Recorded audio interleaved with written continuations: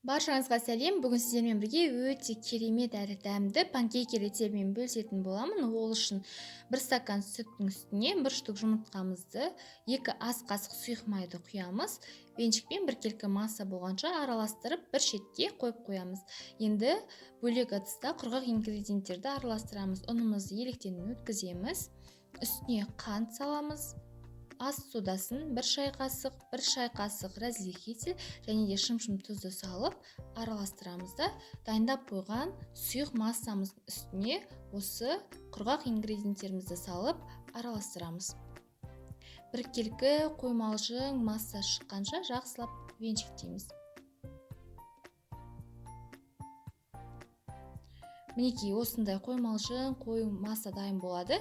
Құрғақ табада пісіреміз. Қызып тұрған құрғақ тапамызға 1 қасықтан құйып отырып пісіреміз.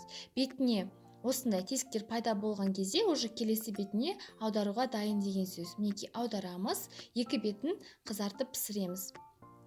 Асты осындай болып піседі. Барлығын осылай пісіріп аламыз.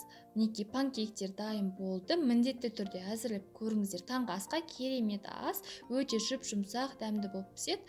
Егер де ұнап жатса, лайк басып, комментарий қалдыруды ұмытпаңыз.